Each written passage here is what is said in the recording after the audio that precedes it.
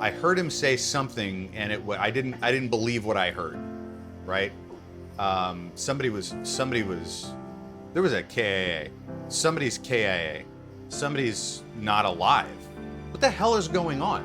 And he comes walking up where like the mountain kind of goes like that. They got hit from over here. There's a draw that comes up, and they got hit from the other side of the draw. Floyd and his team, or his squad, did back here. And up in front of them was me and mine, wrapping around this part of the mountain. So we heard the explosion. We heard the exchange of fire. Today on Oklahoma Echoes, we sat down with soon-to-be retired First Sergeant Justin Smith. For nearly 30 years, he has served his country as an Army National Guard soldier, instructor, recruiter, retention NCO, and leader. He is airborne, air assault, Pathfinder, and Jumpmaster qualified. From 2006 to 2012, Justin served as an instructor at the Warrior Training Center at Fort Benning, Georgia, instructing air assault and Pathfinder courses. With breaks to deploy to Iraq and Afghanistan, he spent thousands of hours training thousands of soldiers, sailors, airmen, and Marines. His service also placed him at the center of the Afghanistan deployment captured in the documentary Citizen Soldier. This episode is different because it's about something every team needs, but few people ever talk about. The kind of leadership that brings calm in the middle of chaos. In high-stress situations, Justin has a unique ability to bring clarity, focus, and confidence to the people around him. It is a quality that cannot be taught from a textbook. It is earned through experience, trust, and years of leading soldiers when it mattered most. In this episode, we talk about combat trauma, leadership, family, and the lessons learned through 3 decades of service. Justin shares some of the most practical and meaningful wisdom I have heard since starting Oklahoma Echoes. Lessons that can help veterans, first responders, leaders, parents, and anyone walking through a difficult season in life. This is more than a story of an accomplished soldier. It is the story of a leader whose quiet example continues to influence the people around him long after the mission ends. This is when calm leads the way, the Justin Smith story. Got Justin Smith with me this evening, and again, we came down here and I seen Colt, and we're just kind of getting away, and I appreciate you coming on, dude. I really do. We'll kind of wrap this whole week up and kind of what we're talking about, but first and foremost, brother, I do appreciate you coming in and coming on and doing this. I know it's not easy, but again, solidifying the history of the 45th is very important. And so let's just start, where you from, right? It's Oklahoma Echoes, dude. Represent where you're born, bred, raised. Well, I'm a transplant, but I was welcomed into Oklahoma about 6th grade. I was born in Sarasota, Florida, lived in Valdosta, Georgia for a couple of years. Ended up in Oklahoma City for a few years, and then moved out to Albuquerque, where I was raised until I was 12. And then, so all grade school through there, and then hit back into Oklahoma at UConn for middle school. Nice. On through high school. Graduated as a Miller in 99. What, in 99? Mm-hmm. Do you know Ashley Duncan? Ashley Duncan. Randy. Sounds familiar. Randy Wright, UConn National Bank. That's my uncle. I got my family, Really? and he graduated in 98. Okay. I know UConn's a lot bigger than Pawnee, where I graduated from. You're A little bit. 400 It's in your even bigger class now. or whatever. It's crazy. Yeah, it is nuts. So transplanted from Florida, but still in Okie, Yeah. UConn. That's where I claim. They claim me. So Right. And so you joined. When did you join the Guard? Did you join military or the regular Army first? no, What was your history there? I've been Guard. I'm moving into retirement now. The hell of a thing. 27 and a half years later. 99. The semester coming back into school, my last semester of high school, I had a good hard look at myself in the mirror one day. It just happened. Looking at myself in the mirror, and I realized that in a semester, a couple of months, I was going to be graduated from high school. My birthday's in February, so I realized that in a month, I was going to legally be an adult, a man, and it occurred to me that I had no idea what that meant. And if the version of me I was looking at in the mirror was the man I was going to give to the world, I got the impression that that was not sufficient. Right. So I began searching for how to correct that problem. And, also, dirt poor. Nobody was gonna pay for me to do anything. Didn't have any connections. Didn't have any money to do it myself. So, I really ended up eventually jumping ahead in the trades, in carpentry, working with my hands a lot. But at the time, high school counselors were pretty prone to telling people or telling kids that they weren't going to amount to anything if they didn't go to college. So I had it in my head that I needed to go to college. Yeah. Turns out that's crap. We'll get back to that. Yeah, that college first ideology is really turning. It's really upside down. Really turning. And starting to come back around to where it should be. Yeah. I was actually talking to some of the boys about that earlier. I think we had a conversation about plumbing and somebody in there wants to be an electrician. I think maybe one of Colt's boys wants to be an electrician. Right. But he's got his head screwed on straight. I didn't. I knew that I was going to be trash or destitute or something bad if I didn't go to college, so I better figure that out. And at the time, I was old enough to, work a job and go to school, and I was helping to pay some of the bills in the house and getting groceries and helping raise my sisters. And it was really, I was the oldest. So it was important to me. So I decided on military, be a man. I'm going to go do something in the military. Well, then I figured out how many options there were. I started looking around and picking and choosing through them. And with my obligations at home, I didn't feel like I could really leave and stay gone. I didn't figure that would be acceptable. I felt obligated to be home. But I understood that the reserve components and the guard would send me away to training, but then bring me home, and it would just be a part-time deal. So I looked at the college benefits, and it's not just because I eventually ended up in recruiting. I decided way back in '99 that the guard had and still has the best thing going for putting a young person through college. And state of Oklahoma, it's a waiver. It's like a Jedi mind trick for tuitions. Like, there is no tuition here. And I double checked and read all the fine print because I was a nerd. And that was really what it was. If I joined the guard, they'd put me through a state school and just waive my tuition away. So I said, okay, part-time, get to stay home, take care of mom, take care of the girls. Military, figure out how to be a man. Tuition waiver, have a shot at going to school. And I signed up for the guard. I was the easiest enlistment my recruiter had, at least that year, because I took all the recruiters for about a week straight while mom was gone during the day. We lived about 3 blocks away from the high school, and we had off-campus lunch. Right. So a week leading up to just up on one side or the other of my birthday, in middle of February, I came with a different recruiter from a different branch down to my house. They sat on the porch. I went inside and bring out a couple of mason jars of sweet tea or ice water and set them down and give me your pitch, Right. And ran through, got all the information. And then, like I said, I decided on the guard. So Ricky Owens, gave him a call. I was like, hey, you're my guy. I'm your guy. Whichever way. Let's do. What do we do? And he lived maybe another 6 blocks on in the other direction.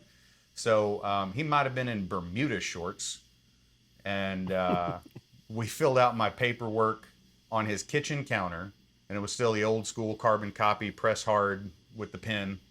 And my original documents are all like filled out with a typewriter and stuff. What year is it? This is 99. So 99 Yeah, still. this you graduate. just after my 18th birthday, because my little hippie mother was not about to sign 17-year-old can join the Army permission for me. So I was after 18, but prior to graduation. And then by the time I got 2 MEPs and swore in, it was April 16th, 1999. Swore in. I did pretty well on the ASVAB, and they gave me my pick. And I told them that I'd looked into it long and hard, and I was going to be a man. So what I wanted to do was the infantry. And the guy at MEPS with the ASVAB said, "No, Yeah, you don't want to. Too smart. You don't want to do that.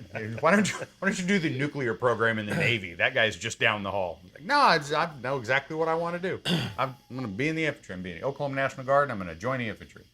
I believe he called me the stupidest smart kid that he had met that day, and signed my sheet and told me to get the hell out of his face. Something like that. Very, very Army kind of thing to do. Right. And so I did. I joined the infantry. Finished up high school. Still had long hair then, so after I joined, I cut my ponytail off, put it in a braid, gave it to my mother. She cried. That was fun. She threatened to shoot my recruiter. Mind you, I said she was a hippie. I mean, she was a pacifist. And she threatened to shoot my recruiter in the street. I believe she was telling the truth. Yeah. But after she got it through her head that I made my own decision and I wasn't going to unmake it, it was really a very sweet thing. She became and remained the most supportive and patriotic Army mom that you could possibly want to meet. Right. But there at first, she was pretty pissed off. Yeah. She got over it. So I gave her my ponytail, I think maybe for Mother's Day. Something just a little extra sarcastic because I was smart, but I was also a smart ass. That was funny to me. And she did. She cried. One of the girls at school cried too. Come to think of it. That was funny. So I went through the rest of high school bald and cut the crap out of myself. First time I looked like a dog with the mange because I didn't have the right kind of clippers to just buzz it off. So it looked so awful that I was like... you buzzed your hair before you even went to basic? Oh, yeah. They weren't going to do it. I was going to do it. My God. I was going to do it. And it's dedication. And then I took a Bic razor and I shaved my head. And I've always had that big knot in the back of my head. Yeah. I cut myself so bad right up against that bone. I about needed stitches. Had a bandage on the back of my head for like a week and a half. It looked terrible. So you were diving into yeah. You're like, you were all in. Well, I mean, apparently that's me. I didn't realize it, but that was the beginning of me figuring out who I was. And that has been me mostly ever since. Oh, that's what we're doing? Okay, let's do all of it. Go. Yeah. So, I can appreciate that about myself looking back. But at the time, I was just, okay, that's what we're doing. Made me a very good basic trainee. Kind of. Eventually. My first week, the drill sergeants figured out my name, which is not supposed to happen. But I went from roster number 133 to Private Smith. My first week. You don't want them to know your names. No, it's two reasons, right? You're either really bad or you're really good. Either yeah. way, it's no good. No. It's no good. At all. In the middle's where you want to be. Mm-hmm. I stayed in the middle.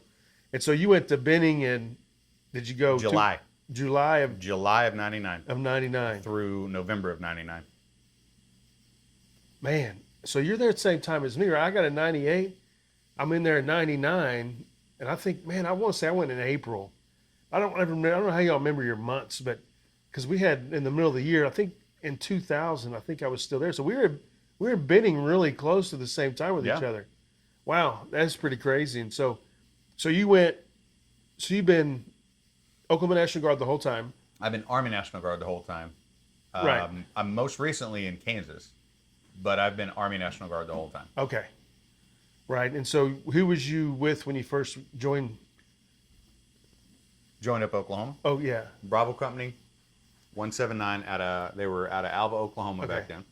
So you went Bravo. Mm-hmm. So you was in the 179, right?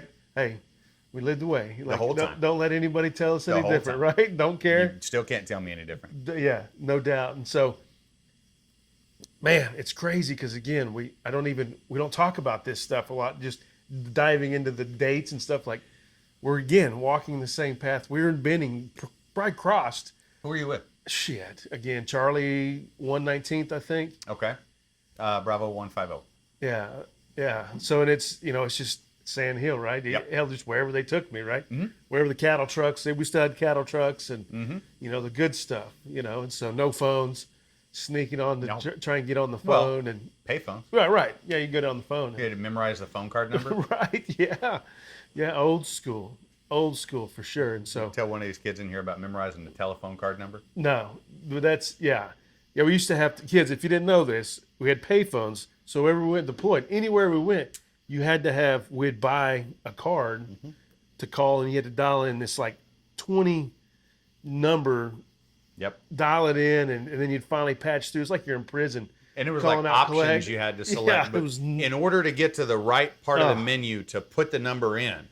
But then eventually you got the timing down, so they would pick up and it'd be like 4, 2, 4, 1, wait. Da, da, da, da, da, da, da, da, da, da, da, da. Meanwhile, the kid horrible. who's got a phone call next to you is like breathing on your neck. Yeah. Right? That's funny, dude. Good time. God, I forgot about the cards, man.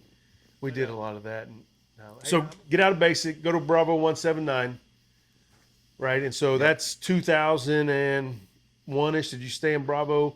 Yeah, stayed in Bravo till I promoted to sergeant in 2005. So in 2002, we got the heads up that we were going to Kuwait and Iraq, and in 2000, and we did our train up. So in 2003 was my first deployment with Bravo Company. In the invasion. Yeah, Yeah. yeah. We were there. We started out as security for the Patriot missile batteries of a different unit. I don't remember which one, but we had guys at a couple of different places. I was at Ali Al Salim. No. Buddy of mine was at Al Salim. I was at Ahmed Al Jabbar Air Base, was where I started. We had guys at Al Salim, Arif John. I think that was where our boys were spread around too. And then the invasion happened. And I don't know. I just like torturing my mother on Mother's Day, I guess, because it was somewhere close to Mother's Day in 2003. And, it's Kuwait, so you've got phones.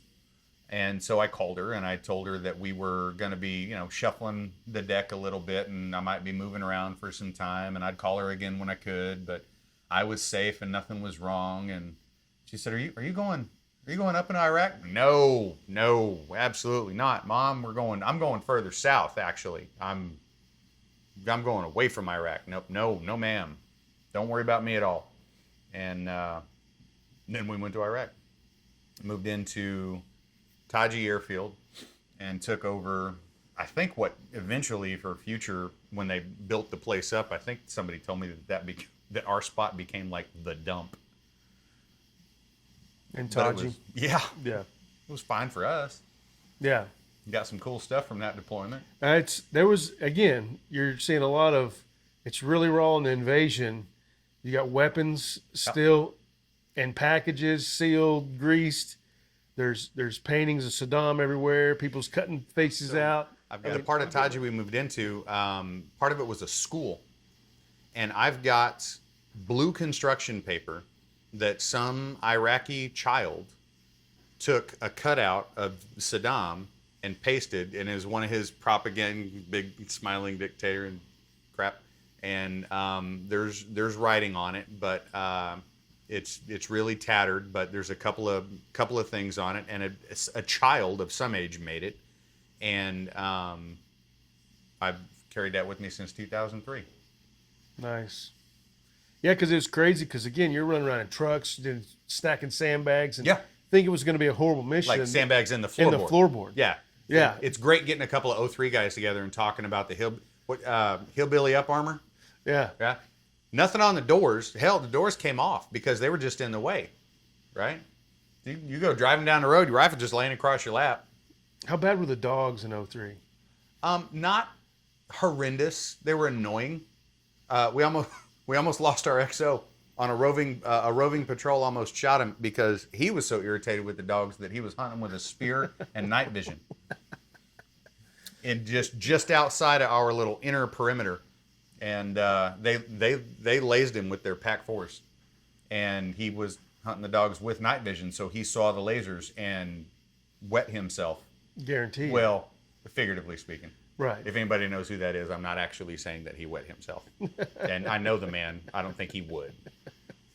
But it sure made him think about it. Right. Oh, yeah. So it was commander. It was Wyatt. Kobe Wyatt was the commander of the Bravo. Yes, he was. And so, I had a couple buddies that I was signed up to go, and I didn't go, right? I interstate transferred. So it was one of those, if you read my book, I talk about this is a sad part of my life that I didn't get to go in 03, and because you guys demobbed in Carson. It's 8 months total deployment, like perfect deployment, really. My first 2 tattoos there. Right? So it's just crazy, And again, the history of the 45th, you can just go on and on sometimes about what everything that happened and what we've done. And so Sure. I didn't realize you went into the invasion. Yeah. Again, it's just stuff that you hear. And It was an experience. so after 03, so in the civilian job, when you get back, what are you doing then? I started building houses. So you're doing construction. That's what you wanted to do. Never saw myself doing it, but I went to do it thinking I'd get by, and it ended up being what I did for, the next few years. Yeah. Made a decent living at it. Yeah. Enjoyed it. Had a good tan. Kept me fit. Yeah. It's you can make some pretty good money. Yeah. Building houses. It's a lot of work. Well, my dad was a carpenter, and when he was a young man, an old carpenter taught him a thing or two. So he taught me a thing or two. And in the trades, that makes you valuable. Right. So, Yeah. yeah, I didn't starve. Yeah. And so you go 03, get back, go to carpentry. What are you doing in your military life then? Did you stay, you left in 05, right? Well, I was just going to, no, I transferred units in 05. I'm just going to drill, keeping up with, drill and AT. And I took advantage of the college thing, a few classes here, a semester there, but I didn't know what I wanted a degree in. I didn't know. I was smart enough to realize that it mattered what I got a degree in because your career field, if it's going to have anything to do with your college degree, has to be connected. And I didn't know what in the world I would connect whatever college degree to. And so I did gen ed stuff. I think I had a business major, a criminal justice major, and then like a gen ed major. I couldn't figure out what direction I wanted to go. Right. So I was just doing drill and AT and some college and building houses. And that was it. Then I got to, I was fortunate to come up on the promotion list and get selected for E5 for sergeant, and transferred to Alpha 179 when they were in the 44th Street Armory in Oklahoma City. Showed up out there and started trying to figure out who in the world Sergeant Smith was, because I'd never met him. But a lot of times in the Guard, you get promoted in the same unit with the same guys that you were a specialist with, and I can see where that's a huge disadvantage. I've done that. It's hard. Heart goes out to you. These guys never knew anybody but Sergeant Smith, so I just showed up and started pretending. I just started faking it. I started acting like other NCOs I'd seen act like. I started acting like maybe something I'd read in a book or seen in a movie. And I will tell you that I thought at that point that leadership was loud, and it was an arm wrestling contest, and I'm the biggest, baddest, scariest guy in the room, and you're going to do what I said because I said so. Yep. And man, young and stupid. I say it's a very young guy sergeant mistake. And hopefully guys that make that mistake catch themselves, or somebody older that's watching them do it catches them up by the collar in private, takes them around the corner and says something to the effect of, "Hey son, that's not how you do that." But at first, there's a time and a place. That's what I acted like. I acted like a sergeant. Yeah. What I thought a sergeant was. And I got through it. Nobody lynched me. They'd have been right to. That was sort of a jerk. It's not easy. No. I did. It's not. I did it in the same unit, which made it even harder. But, again, you talked about it. And I'm glad you said that, because I want to get into that part when we start talking about citizen soldier, which, again, some leadership parts that we talked about. And so, but let's run through a few more deployments. So Iraq 06 or 07, 08. Prior to that, right after, actually, when I showed up for my promotion, it was to mobilize to go down to Louisiana for Hurricane Katrina relief. So my first deployment, my was that with Alpha? You went down with Alpha? Yeah. So my only stateside emergency relief deployment was my first deployment as an NCO, and who's the commander of Alpha at that time? Is Bible the commander? No, he was Bravo. He might have moved on from. He was the Lieutenant Bible. He was a Lieutenant Bible in Delta, because I was with him in Katrina as a commander, and I think it was that when he took command. Was he a lieutenant then still? I don't remember either. I knew him as lieutenant. Was you in Bravo. Pigeon Town? Was Alpha Company in Pigeon Town? No, we had eastern part of the French Quarter and whatever they called that part of town, just east of the French Quarter, up to the Maubel building. Okay. Well, see, because we stayed at a church with, I thought it was Captain Bible, maybe Lieutenant Bible, the commander at the time, but he may have been Bravo. Again, trying to piece that all together, I don't remember either, but nonetheless, Katrina was nasty. It was an experience. Eye-opener.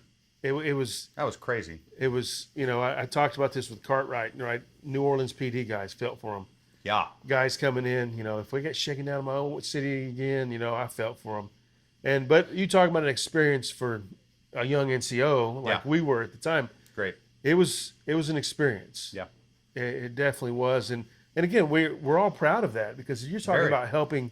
This Americans. Is Americans in the most direct way. And we're combat loaded going into New Orleans. And it's devastating what was going on. And so, dead bodies everywhere and, the water was nasty and everything was nasty. It was nuts. It really was an experience beyond experiences. And so that's 05. Yep. And so 06, I actually had the opportunity to go to air assault school. I had no idea what that was. I knew that Sergeant First Class Stroud had this bullwinkle-looking badge on his chest from back when I was in Bravo. Tom Stroud? Tommy? Yeah, Tom Stroud. Oh, yeah. God. Top. Yep. By God. Yeah. And I knew he had the badge. Wasn't sure what it was, how it was, if it was, where it was, anything. But they called off some names and said, you guys, I don't know if we had the right PT score or what, but they said, y'all got the opportunity to go to air assault tryouts or something coming up. I'm not doing anything. Sure, I'll go. Right? Okay, send me. And I went, and I had a really good time. I think that was also in April, but it would have been 06. And had a really good time. I did all right, and that little bit of trash talker in me. The day before the 12-mile road march and graduation, you're through every other graded event. The last graded thing's the 12-mile road march on the last day, and that group of instructors had made up T-shirts, like air assault T-shirts. You could buy them for like $10 a pop or something. That was their MWR fund. Right. And I'm standing in line to buy a T-shirt with a couple of buddies, including Wolf. And the guy who was the NCO IC of the school at the time was walking by. I think I remember he had like a clipboard or something. And he was, just checking on the soldiers. And I don't know what in the world possessed me to say it, but just a little trash talk, and I said, "Hey, Sergeant, what do you say? I kill this road march for you tomorrow morning, and you give me a job." I didn't even mean it. When it came out of my mouth, I didn't even mean it.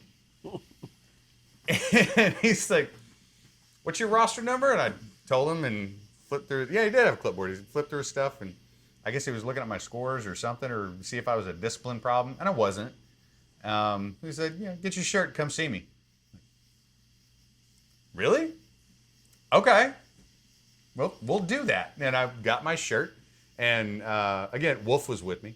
So he waited on me. I went in to see him, and I guess he asked me if I was serious or something like that. It's kind of a blur. But I must have said yes, because he asked me if I was going to Rappelmaster school. I was like, sure. When is it? I didn't know there was a Rappelmaster school. When is it? He's like, well, they in process the same day that we graduate you guys and send you home. Oh, great. This is a weekend. And my orders are for air assault school. But I was there with Wolf. And so all I told the guy was, okay. And he said, graduate Rappelmaster and then give me a call. Bet. And walked out of there. I got Wolf. I was like, I need to go to Rappelmaster school. When does it start? Tomorrow. Oh, God.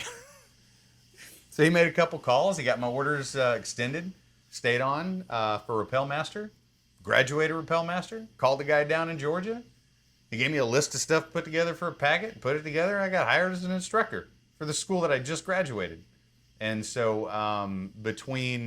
we can go back and talk about anything specific that you want, but just generally speaking, between August, September of '06 Right. and December of 2012, I was either an instructor down at the Warrior Training Center, eventually for Air Assault, Pathfinder. Never technically taught a Rappel Master course, but there was lots of other study that we did, and lots of other schools that I went to from my own training. But between 06 and 12, fall of 06 and winter of 12, I was either at Warrior Training Center or Iraq or Afghanistan. And it was because I decided to talk trash. As an M-Day soldier until you get hired on. Yeah. And it just never ended. And then when I got done with that, I had about a year hiatus and went back into the full-time side, but this time as a AGR soldier. And then I've finished out my career in recruiting as AGR. And fixing to retire. Yep. And 26 years? Total time in service, 27 and a half. My retirement date is October 31st of 2026. No, it's coming. Yeah. Wow, congrats. Thanks. This is my terminal leave goatee. Yeah. Excuse me. And if you add up the active federal service, I will clock out with 22 years active federal service. Nice. Oh, Wild from a ride. kid that didn't know what you're going to do. What a man looked like. What a man looked Who like. was going to put him through education. Yeah. That's crazy. What he wanted to be when he grew up. But again, the opportunities that the Guard opens up, dude, are unreal. It really is. I never would have expected. I tell everybody, until you have your civilian life intact, don't ever get out of the Guard, because there's so many different avenues you can go down when you start going down the Guard. And man, it's the only thing I did correctly for 20 plus years, and I kind of retired because of a specific person that's higher in rank, and took my diamond, and bygones be bygones, and still kind of bitter I didn't get my first sergeant, sergeant major, and all that stuff. But it was time to move on. Nonetheless, I was an M-Day the whole time. But so you did Iraq first time in 03, Katrina, 07 in Iraq, 07 to 08 with Alpha Company again. Where was Alpha? Was y'all Buka? We were at Buka. What was that like? Do we really want to talk about Buka? Or Buka was a mixed bag. As a, what was it? We just said it was 07 to 08. So right. I turned, math is hard. So I turned 27 in Buka, and as a buck sergeant, 27-year-old, I had 12, 13, 14 soldiers I was in charge of, and an open compound of 800 to 1,000 detainees that I was in charge of for 12 hours a day, every day. I've got a really good idea. Let's take a bunch of guys, most of whom have actually done the job of hunt and engage and eliminate. Let's take those guys and transition them to care, custody, and control. Let's take away their lethal and give them non-lethal. Now, Terry Brandenburg, I still hate you for what you did to me with that taser. Terry Brandenburg. Old panda. I've got him on Facebook. He's one of my favorite people. But I hated him for a day. Because when they did that taser training, they'd pair you up and they'd hook your legs together, hook your arms together, and they'd put the taser on the little alligator clips on the inside of your pant leg. And they had a little switch that they'd flip and it'd start the ride. Well, if you just pull the trigger and let it go, it's a 7-second ride. And they told everybody, we're going to flip it off after 3 seconds. If you want to, you can take the full 7-second ride. Nobody wanted to. Nobody took it. And my partner was Terry Brandenburg. And he looked at me and smiled right before he looked at the instructor who had us hooked up in the crotch with electric probes and said, all 7 seconds. And I didn't get to tell him what I thought about that. I started to, and as I opened my mouth to tell him, I just started convulsing. At least he took it with you. I think he was laughing while it was happening. It's no fun. It's a ride. I did it as a cop, right? It is a ride.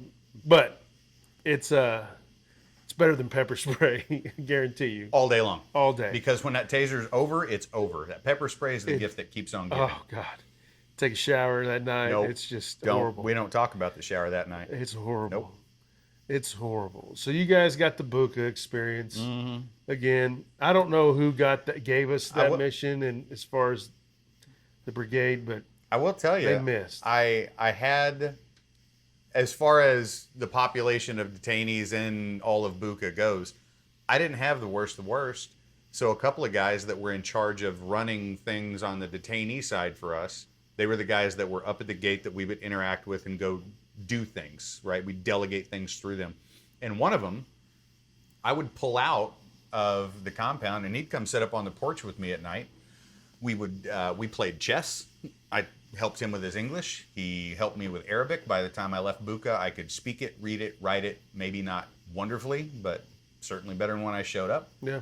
They gave me my own Arabic name. I still have the name tape. I went to the tailor in town and I got my name tape made up in Arabic, and they thought that was cute.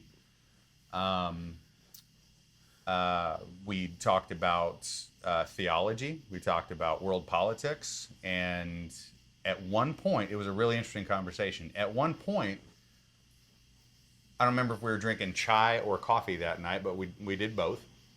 I think we were talking about the Bible. Actually, I think we're in the middle of a Bible study.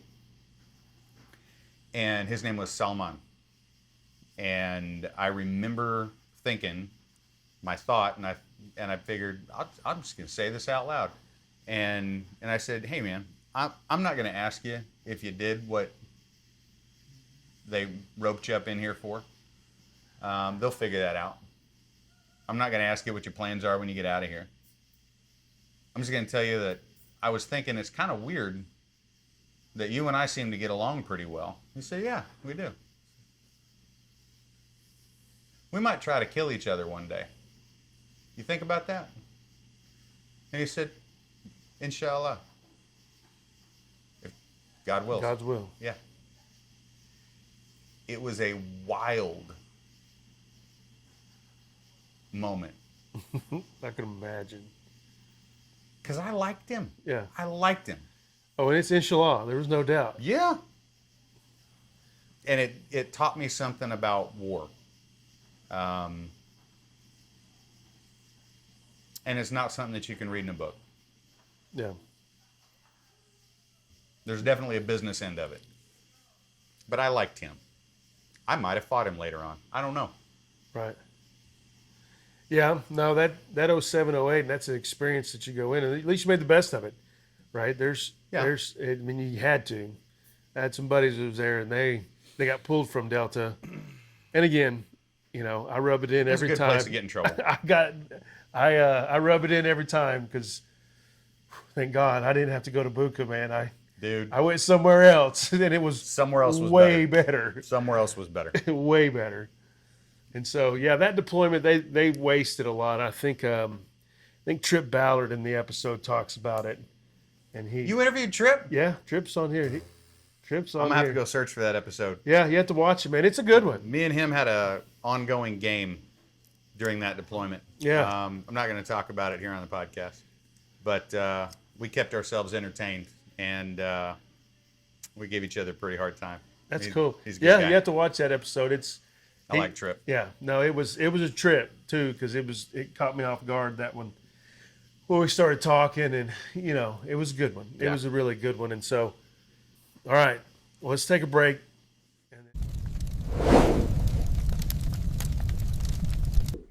Thank y'all for watching my dad's podcast. Make sure to like, subscribe, and hit the notification button. Now back to the show. All right, so we're back. Took a little break, had to refit batteries and SD cards, and so we went through the whole spiel of the first, golly, so 07, 08 deployment. Mhm. You're an E5 or 6 in that one. 5. So you're an E5. You're a buck sergeant in that deployment, and you have Coming up on my eligibility for 6. okay, and at that point, 15 years in the military, right? Because you got in 99. No, 07, 08, I was like closing out 9 years. Yeah. My math, I was messed up on my math. Never do public math. Yeah, do it in my head. Yeah. It's like so in 07, 08, you have Iraq deployment, our SAD mission in New Orleans. That's your third mission. Technical deployment. Right. One stateside, Second one combat, overseas. second combat, and then in I don't call it combat. oh yeah, It he was in, overseas. He was in Buka, I forgot. A rocket went over one time. Did everybody put in for a CIB? Some people did. Well, For the emotional. why not? Right? Yeah. Good It on still you. fits the criteria. Check the box. Oh, look, a cigar. Hey, yeah. But nonetheless, our big one we all know, our true combat tours 11 and 12, Afghanistan. We know it. We know we're going in. We're at El Paso. McGregor. No. We weren't at El Paso. No, That no, was no. 07, That was 07, 08. We were in Shelby. Golly. They all start blurring together, don't Yeah. they? Yeah, they We do. was at Camp Shelby, Mississippi. That's where we We mowed. can do a whole nother episode on Camp McGregor. Right? It was That crazy. place It can was burn. kind of pretty though. They had those oryx and stuff like, and the breakfast burritos, the breakfast burritos or whatever it is. The steakhouses. I don't remember the The name of the other Mexican one. gut trucks, dude. Mexican gut trucks were good. The breakfast Oh burritos. no, that wasn't with you guys. That was when I taught as an instructor and went to Fort Bliss. That's when I had enough freedom to go to the steakhouses. Never Yeah. mind. It was Mexican gut trucks. For the They'd train show up. up. Yeah, they'd show up and dude, So good. we'd buy them out. So good. Best breakfast burrito ever. Where did we have the Wildcat water? Oh my God, that was JRTC. That was Huh? remember we had the bags of it. Spicy water. Oh my God. Spicy water. We got like water wars with them because it was you couldn't Drink it. I forgot about the Wildcat water. We busted a windshield out of a Humvee, throwing it at each other, and shattered it. I mean, because what else do you do with this water? Anything other than drink it. Where, dude, we need to research that. Where did the Wildcat water? Who got that contract? Because there was pallets of it. How do you mess up water? I forgot about that. I think that was JRTC, right? I'm pretty sure you're right. It was some we were in a hot JRTC, AT somewhere. Yeah. Somewhere we needed water, and that's what they gave us. It was this. Shame on you. That was Shame horrible. on you. It tasted like dirt, and that's being nice. I Poison think. dirt. It was nice. Spicy poison dirt. Man, I forgot about the Wildcat water. It burned your tongue after you swallowed it. Oh my God. It was so bad. I wonder how how did that ever pass a test? I don't think What it was got in it? tested. What That was in that it? was a pencil paper test. That was unbelievable. Oh my God. That was bad. Sorry. I need to ask. I'm glad you brought that. Squirrel. Wildcat. Wildcat water. Yeah, we have to shorten that up because we're both mesmerized of the Wildcat Yeah. water. That shows some age Well, there. I'm like, that shows some trauma, is what that that shows. is. Hey, I need 10% disability added on that. I'm gonna It's put. like- I'm gonna give that to my Yeah. BSO. There you go. You got to put that in there. It's like, you can get if you draw too many dicks, you can get a 10% dick fetish. That's not disability. true. Is that true? It's one of my favorite ones, though. I'll stop by the arts and crafts store on my way home. So 2011, are you with Alpha at that time, or do you get moved back over there? So you're running around No, I'm with doing Alpha. training. I'm with Alpha. You're back in Alpha, M-Day soldier. Yeah. You're in a 6 slot. No, not M Day. Well, I guess I did have a. Yeah. I forget that I had an M Day. I'm on the M Day roster, but I'm back at Warrior Training Center. Okay. Teaching. So you're an instructor. Yeah. Still, but you're the M-Day in the guard, but you have Yeah. a full-time And we get instructor we get job. notified the deployment's coming up, so I start making arrangements down at Fort Benning. So hey, you guys are going to have to replace me, and we coordinate my report time and everything. I had moved my family down there. We were living on post, so I just reported in it was like I was on duty as an instructor one day, and I was reporting I had no break in service. Yeah. Yeah. No, that's, and again, you're talking about the experience of the Guard and why we're successful, right? You're showing the epitome of it just right there, what you're talking about. Like, your civilian life was instructing in the military. For right? full time in the military. Yeah, per se, your civilian job, Yeah. right? And so it's, and again, that the benefit of that is great, you know. And so you're in Alpha Company, you're in Byrne and Brown's platoon, Yep. and you're at Cop Jill. Yep.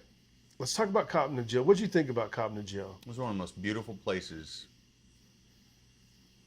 To that leave? I've ever been. No, I mean, you know, they weren't trying to kill you all the time. Sometimes you got to.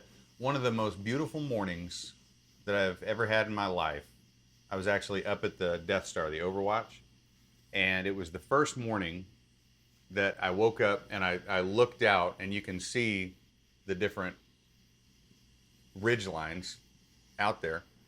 And the first one furthest off, visible with the eye, was covered in snow one morning. I'm like, oh, here it comes. The mountains are beautiful. That's how we talked about this in Afghanistan, how pretty it was. It's beautiful. Yeah, and you guys are living in the wild, wild west. You know, not a lot of running water. Didn't have running water at first. You know, you're burning your shit. Do you count? I mean, running water was gravity-fed showers Yeah, with river water. it's running, This is better than no shower. no doubt. We've all field showered, and you'll take. I want it. to be clear on what running water at Cop Najil means. Right. Okay. Yeah, no, it's. Well, I went there a few times. We're still pooping in buckets and burning it. Right, and had the piss tubes. Yes. Wow. That's You. When It's amazing how much a stream of piss will push more air out Brother? in your face. the worst air. I took the field sanitation course, maybe for promotion points or something, in 0708, trying to kill time doing something at Buka. I took the field sanitation course and learned about piss tubes. Then I showed up at Najil and I saw one. I was like, I'll be damned. I thought they were genius, though. It's a great idea. You're supposed to move it. You're supposed to dig it. If I remember right, you're supposed to dig one down to a certain depth where it doesn't need to be moved, or you're supposed to move it so you don't get the air Right. you're talking about. That's That's no longer sanitary. They were timed out. Yeah, but you know there was that really convenient ring of sandbags around it that kept you from getting shot. So nobody minded the tube. Right. Yeah. No, it was a beautiful area. You guys are way up there in a cop in desolate, and you know, running missions. Me and Colt talked about this earlier too. Like, corn's up when we get there, getting shot at from the Yeah, corn still looked beautiful when we showed up.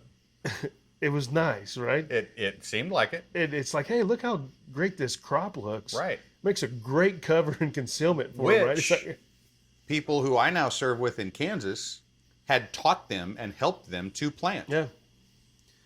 Yeah. That was Kansas corn. They were in Metterlom with us. Yes. And so we did a few missions with some of their What do they call it? ADT, Agricultural ADT, Development Team. Yeah. Yeah. Kansas Agricultural Development Teams were there the same time that we were there. Isn't it amazing the ADTs could run out and they never got shot at or blown Dude. up? You know ADT ever got shot at and blown up? No. Isn't I that don't. crazy? Yes. How do they know the difference? I mean, those guys, they knew a lot about us that we didn't understand how they knew, which is another lesson about war. That is definitionally underestimating your opponent.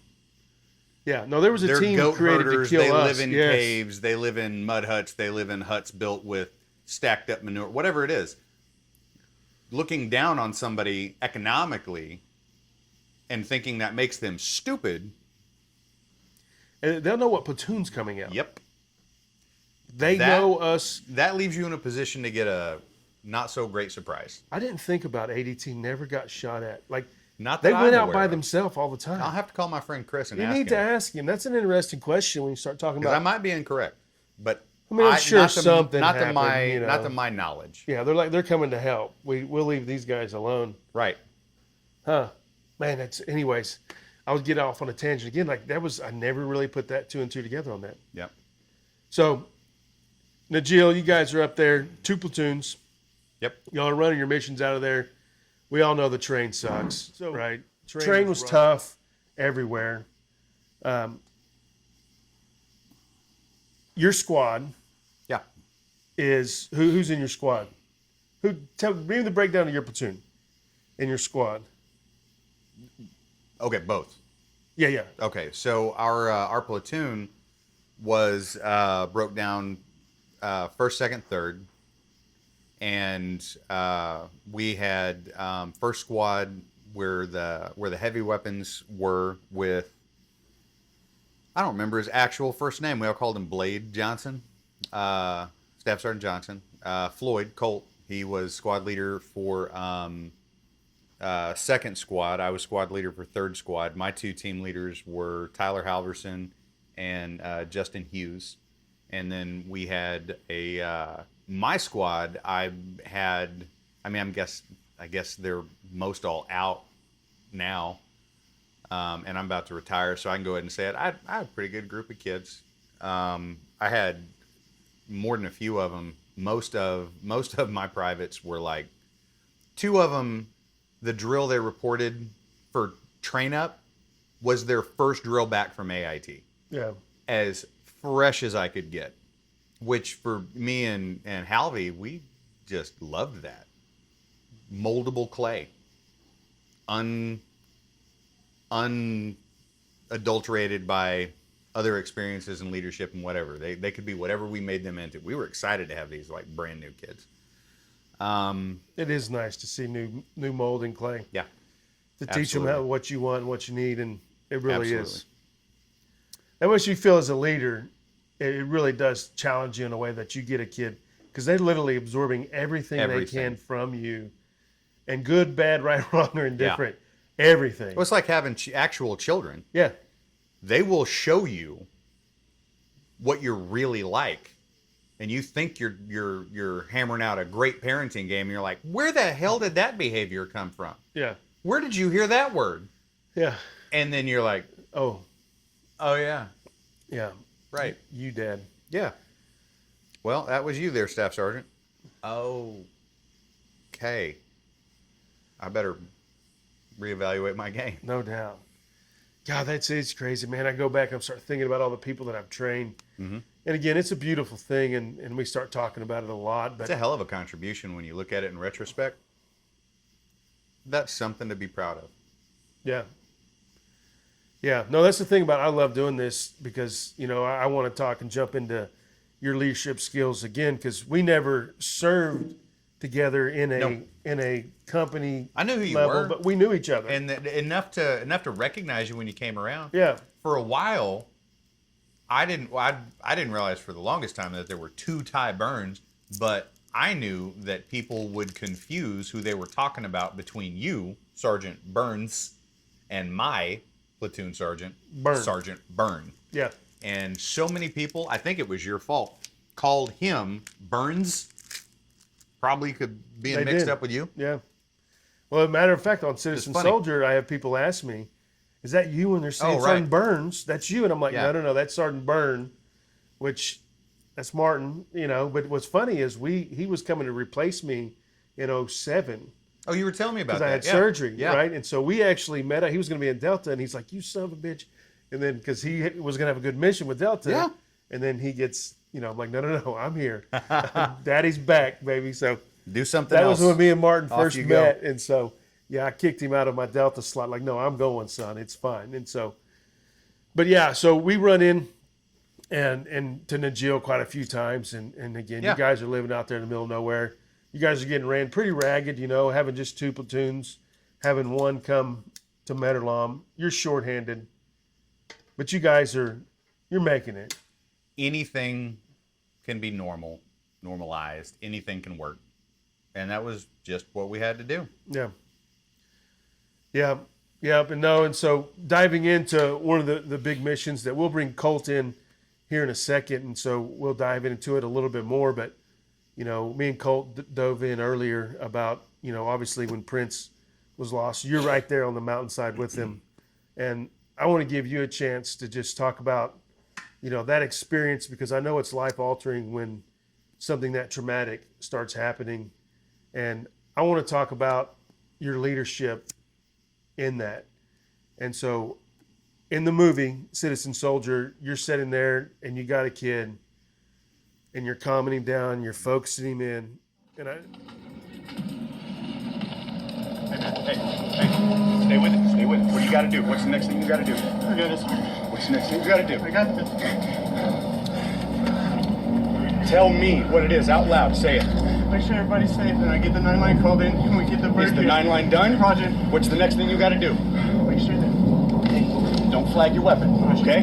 Who do you got to make sure is okay? I gotta make sure Madison, Tevis, and Sergeant Ford are Where okay. are they? They're down there. Where they were hit, LT's checking on them now. Okay, so you need to go back there. Okay. Right? Is that what you're saying? Roger. Okay. Are you good to go back there? Roger, Sean. You sure? Yes. 3736. And Justin, I'll tell you, like, that's one of the times that I was like, the leadership quality that took to take that young guy. And I want you to talk to about it a little bit. And do you remember who that kid was? Chris Gunter. Chris Gunter, right? And so that's one of probably the most impressive leadership styles. Because again, it takes different styles to raise a family. We know that, and I appreciate that moment in the film.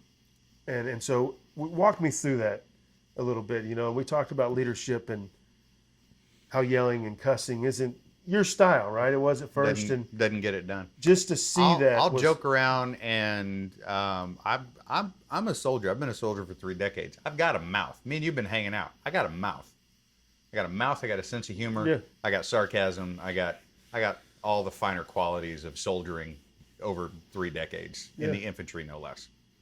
But no, when it comes to really communicating with somebody, I learned that if I have the time to think about it, I learned that being all up on them and adding that pressure, usually it shuts off the part of their brain that you need to be awake and learn and process and problem solve and retain what you're teaching so you don't have to teach it again. And then some of it, I mean, for God's sakes, we were in the middle of a firefight. So I don't want there to be any confusion at all about I spent any amount of time thinking I'm going to use this approach in this situation. That was as much of a reaction as it is to either duck down behind cover or advance on the enemy in the face of fire. And you can train somebody to a level where they respond a certain way, but there is always a gut reaction. There is always instinctual gut reaction. I hate that term. There is an instinctual reaction to trauma, to a big event, to even a big good event. It doesn't have to be bad. It's just usually the context we're talking about it in. And that situation with me and Gunter was absolutely no different.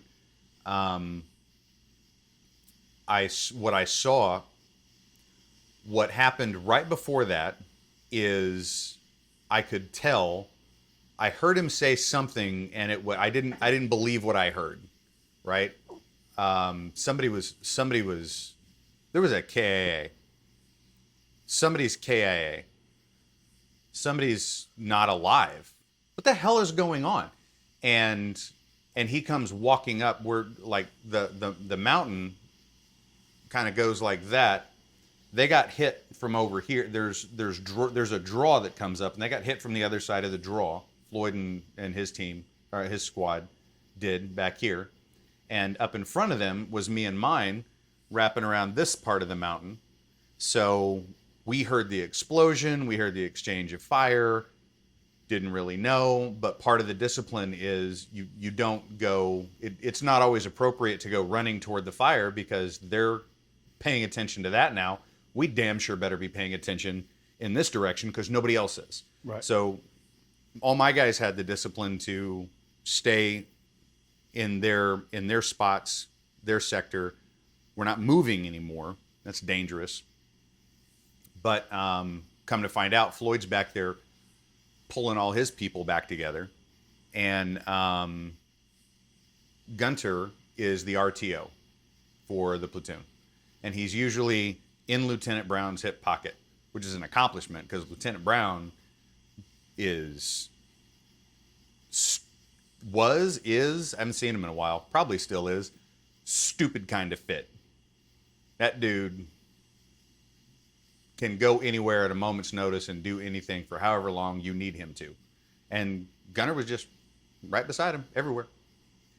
And I heard him say something it wasn't really processing, and I look at him and he's sad. Is he sad? And I'm watching him lose energy. I'm watching his battery run down. And I asked him what had happened, and he confirmed for me. I think specifically, if I remember right, I think specifically that Prince specifically was gone and dead. And he just slumped. And when he slumped, this is our radio operator. This is a soldier of 2 squads that should have been 2 platoons, probably, to better execute this kind of mission, what we were doing. And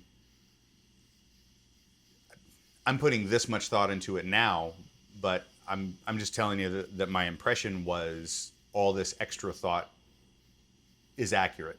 But I didn't have these thoughts like in the moment. Does that make sense? Oh, yeah. Yeah. So he just deflates, right? Saying it out loud to me directly, and he just deflates. I need this kid to lock back on. We need radio communications to continue on. He needs to go on breathing. He's gotta be on the so horse. he needs to be cognizant of what's going on around him. And so the only thing I asked him is, hey man, what's the next thing that you need to do? And he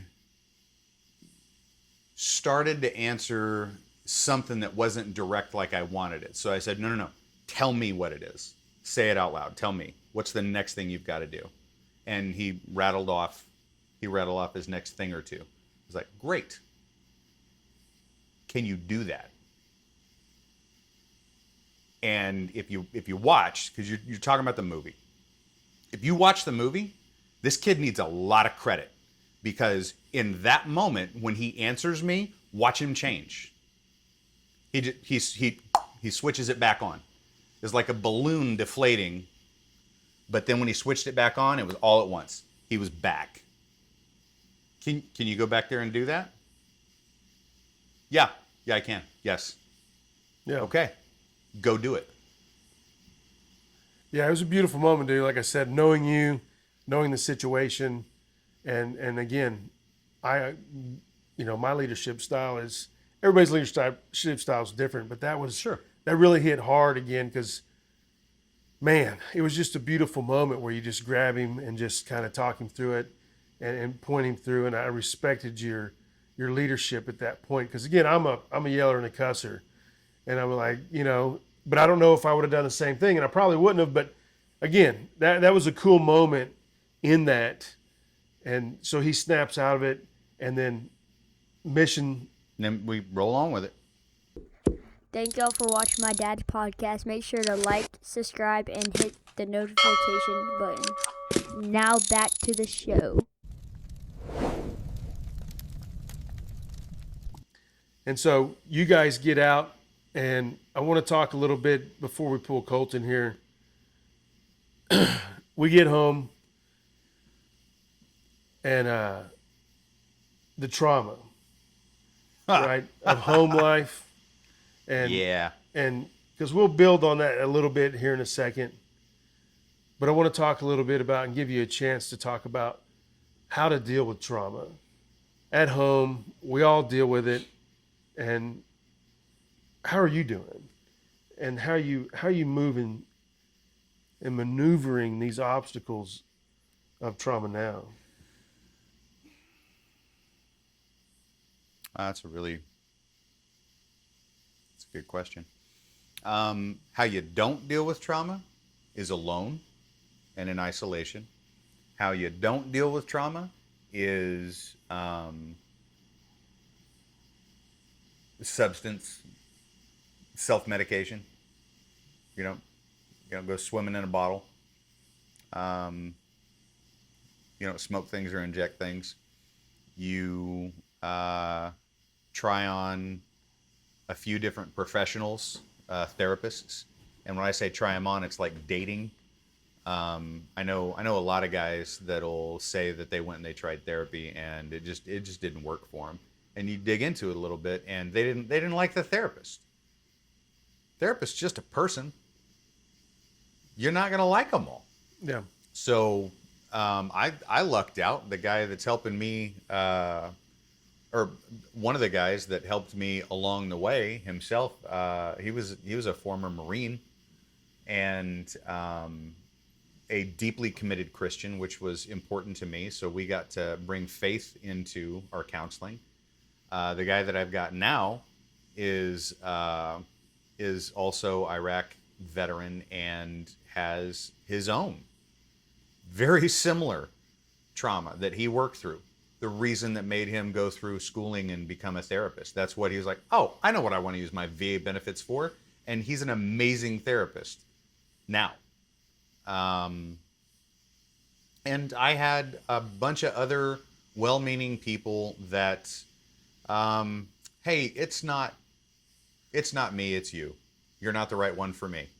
And I hope you find somebody that is good for you. Whatever. Break up with them. Wish them well, send them on their way, and go try another therapist on. Yeah. But for God's sake, talk to somebody professional. I like the. I didn't do dating, it right at first. I like the dating idea. It's the right analogy. Yeah. If And they're not a good fit, go find somebody you got chemistry with. Yeah. I've got a new one now, and I connected with one, and they asked me, I get a new one now, and so I'm like, well, what made you connect to her? And I'm like, holy shit, good question. So I literally had to sit there, and that's the biggest thing. It makes you think through stuff that you normally think. You're just like, it is what it is. And so my therapist now, brand new through the VA in Stillwater, I think it's going to be a great relationship. Like I said, I told her, I said, I think, if you leave the VA, I'm going to need your number. Like, I think we got something good going on. Yeah. And so that's beneficial in that sense in the therapy. And have you tried any of the, the neuroplasticity, any of the Not yet. hyperbaric chambers or? I'm looking forward to, and I have, it has been both of those things have been strongly recommended to me. Well, neuroplasticity is a quality that your brain has. Are you talking about the, is it whichever one? EMDR? There's EMDR and there's some other, deals that deal with specifically So routing specifically- new pathways. right, Yes. opening up Yes. brain waves and, Yes. and getting it flowing again. Both those things have been strongly recommended to me. I haven't done them yet. I'll tell you that what I did wrong for a lot of years is I compartmentalized and I thought that I was okay enough. The reason that I didn't probably implode and spiral is that I had a network of spirituality around me. Church was important to me. God was important to me. Family was important to me. And where I can hey, we're being real. Let's be real. I will tell you that family was important to me, but I know now that I was doing it wrong because that same family would not look back on that same period of time and tell you, the ones that were old enough, and be able to tell you that they saw that family was important to me. So I'm a lot of for a lot of the years, within 10 years of that deployment, and hell, it's only been 14. So I haven't been doing this better for very long, but I'm doing it better. I was sitting inside myself can that kid movie with the cartoon with all the emotions that Inside Out. Inside Out. I love that show. It's amazing. I loved that show. It is both awesome. of them. Yeah, they're both good. So I'm like sitting back here at the controls, making sure that I have like the right facial expressions on at the right times, and meanwhile, the real stuff is happening back behind the mask, and I did a lot of shoving down and a lot of that's just the way it is. And I figured out, my therapist helped me figure it out. There's a couple of different broad categories of how people process traumatic memories with PTSD. I got a couple of buddies who suffer from hyper recall, and it's very vivid. Their memories are very vivid and near constant, and they're the ones that have like the waking dreams and things.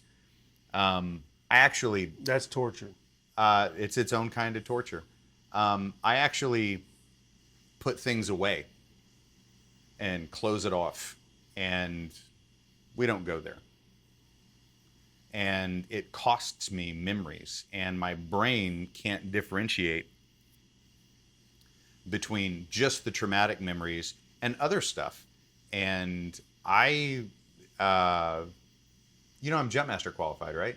Yeah. You ever look at the pre-jump you have to memorize for that school? It's pages of single-spaced Word documents, and you got to go verbatim, right?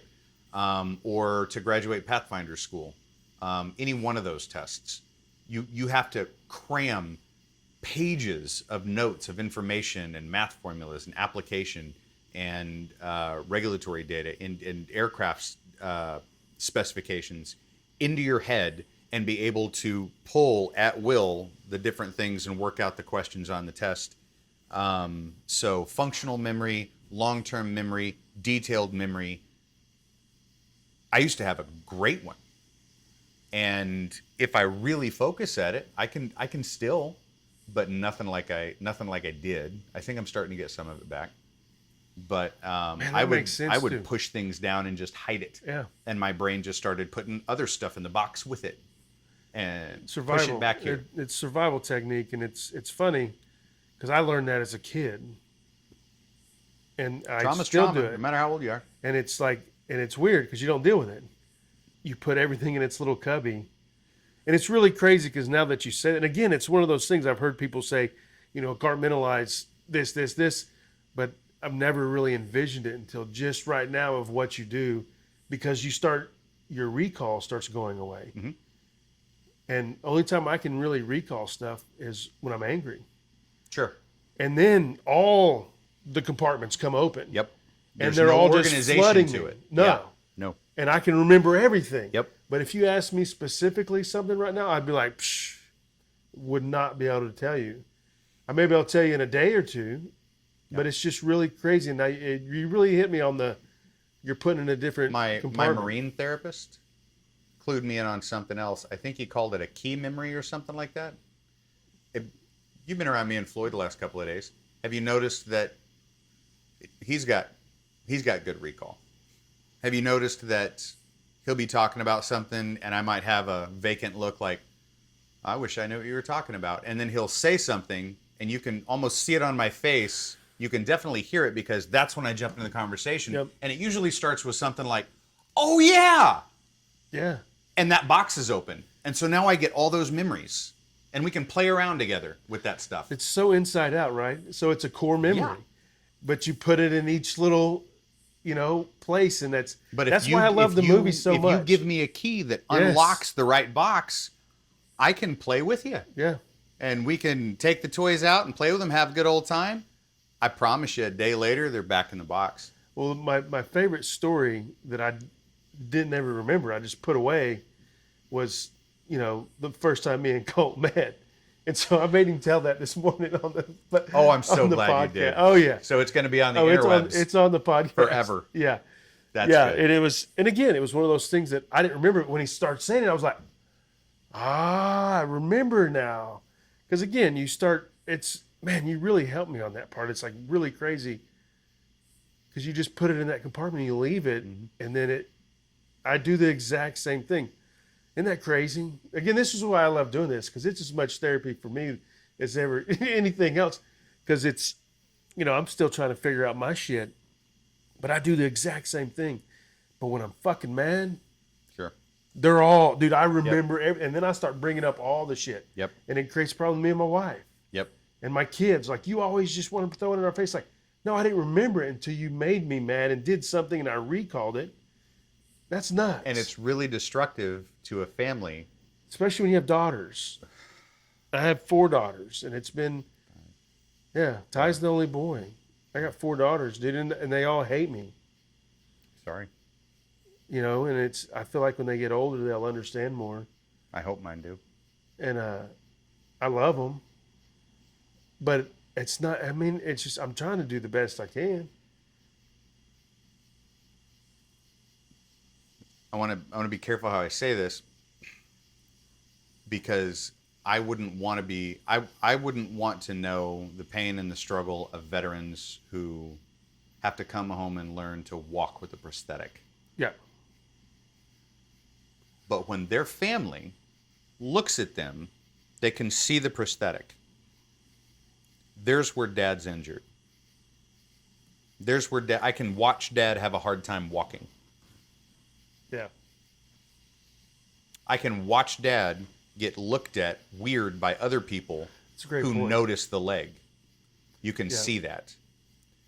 Stuff that's broke up here and stuff that's broken here.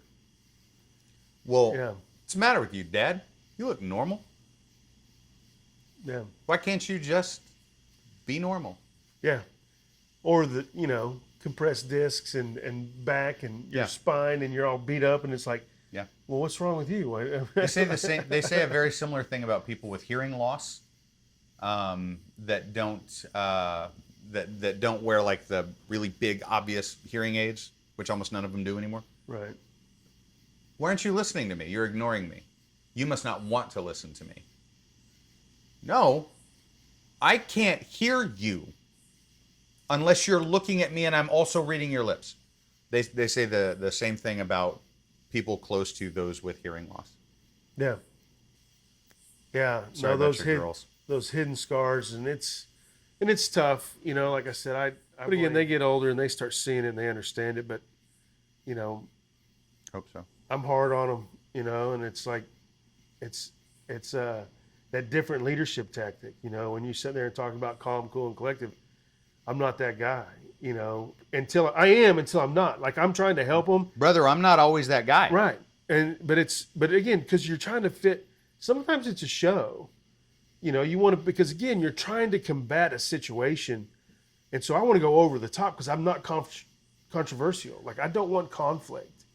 So you want to shut it down. So I want to shut it down. So I go dominate the situation to end it. Yeah. I don't care who's right and who's wrong. This is how it is. Same principle is when a verbal altercation is going to go physical. If you recognize that, then the better thing to do from a certain thought anyway is to hit first and hit hardest and make sure when the guy looks up, he doesn't want to get hit again. Yeah. Same principle. No, it is. It's tough, when you're trying to raise a family and. Yeah, there's no Army regulation on that. I never got put through a class on that. Did you get the pamphlet? I didn't get. I didn't get the pamphlet, dude. We need to go back and check. That is unsat. DD 214 and see. You know what they tell you? They're like, no, there's no pamphlet because we didn't issue you a family. Isn't that the old joke? Right. The Army wanted you to have a family, they had issued you one. Right.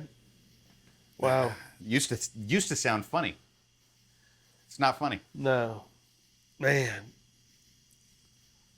That's crazy, dude.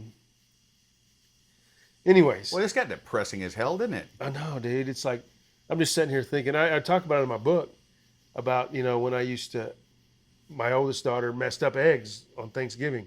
They're too salty. And I fucking lost it because it was funny to her. Oh. And I'm like, no, it's not funny. Like, that's attention to small detail that, again, and so it's just like it's just weird, right? And then you go back and you're like, oh, God, that was stupid, But at that point, it made sense to me. And I said everything in the right way, or I said everything right. I just said it in the wrong way. Sure. You know, because again, I should have corrected her, but I should have laughed like, hey, yeah, you did. You know, you better pay attention to that a little bit, you know, and make it a learning point instead of scolding and just belittling to the point where it's like, are you fucking kidding me? You run the damn deviled eggs? I just started trying a new thing in the last year. Letting it go. I try to let most all of it go. Yeah. I would get onto my girls for stuff, thinking that I needed to provide the correction and direction On everything. on everything. How big or small. Yeah. And the big shit we can handle. That's the problem. If it's big, a lot of times we can handle that way easier than 100 little bitty things. At least in my chat, like if you give me 1,000 little bitty dudes, I'm just gonna flip out, you know. But if you give me one big thing, you know what I mean? Like Sure. it's just those weird things, and I don't know. I love my Give like you letting said. it go a shot. I know. No, I have. But again, it's to the point where it's like you just have to. That's what I say. It's like I just have to not care, which is how I tell myself No, to just No. let it go. no. You have to triage what you care about more. Yeah. No, I like that too. And I can triage all day, you know. That's a word we know. Right. I know that. Right? Yeah. That's crazy. Thank y'all for watching my dad's podcast. Make sure to like, subscribe, and hit the notification button. Now back to the show. But I want to close your part out Sure.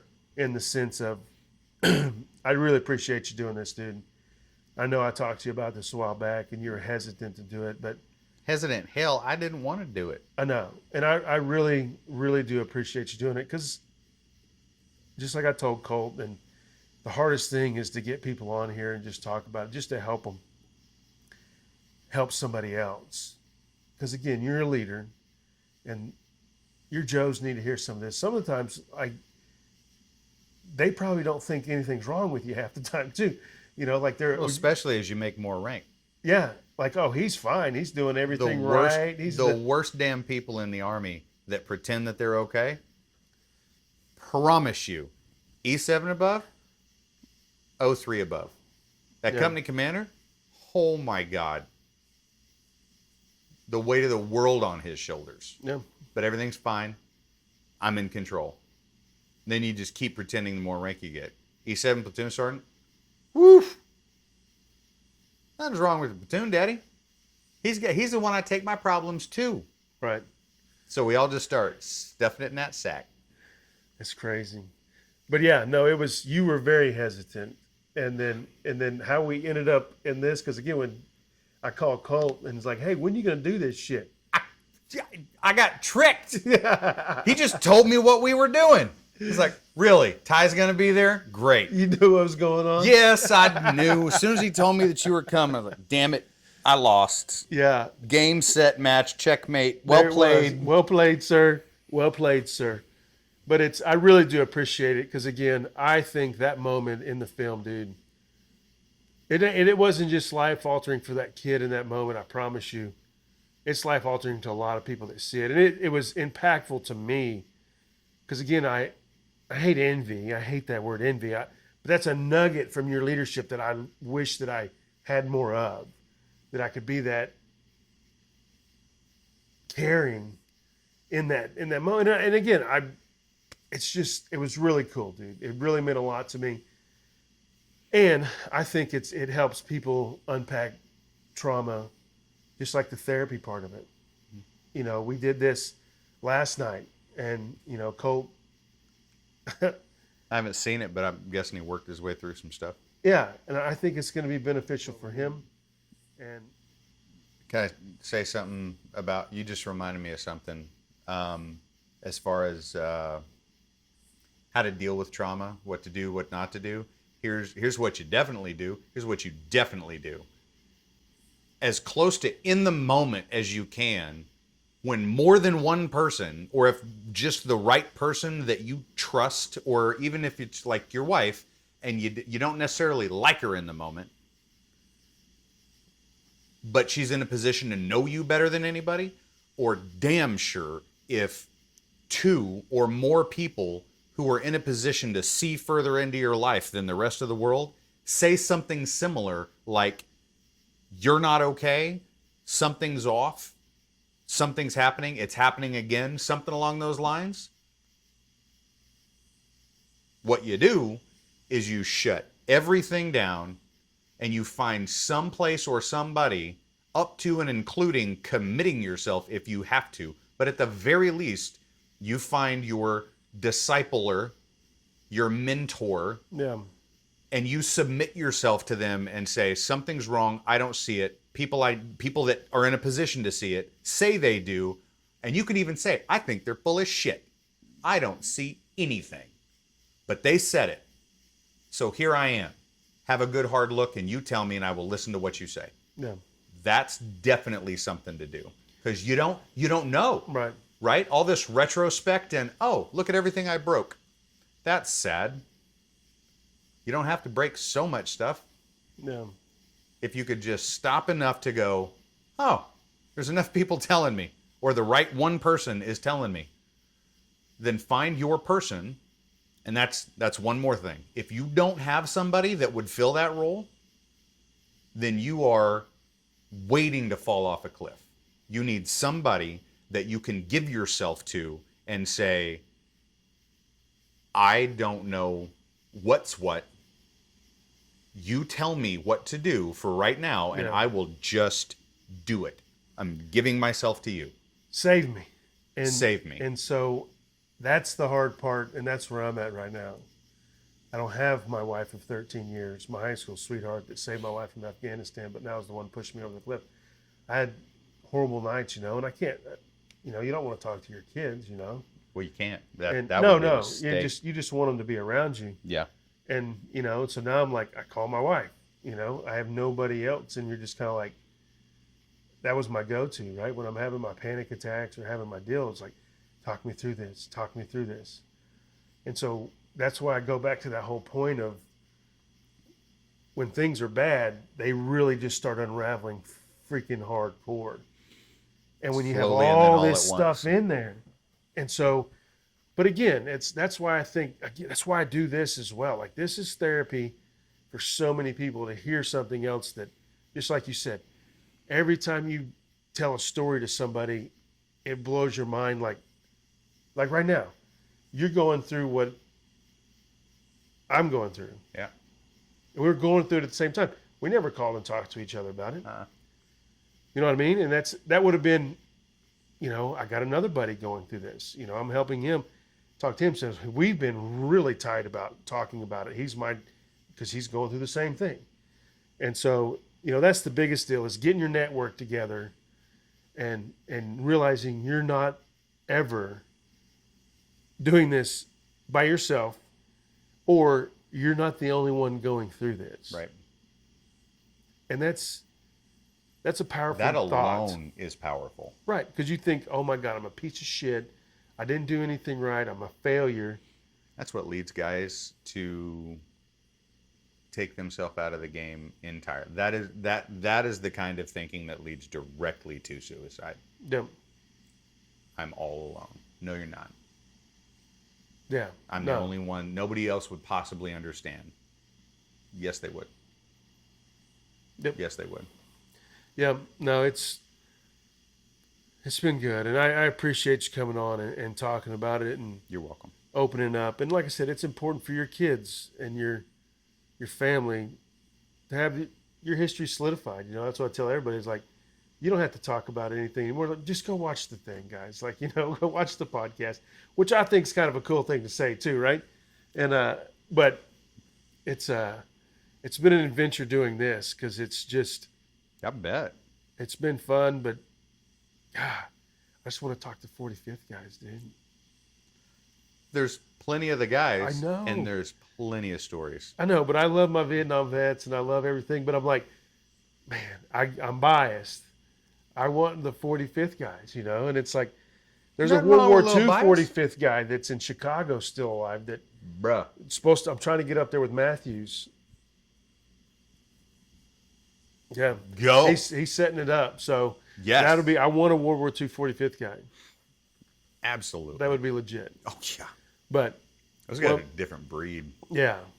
Man. Yeah, that would be cool. And he's like got his memory talks like 103 or whatever, and it's like Really? it's crazy.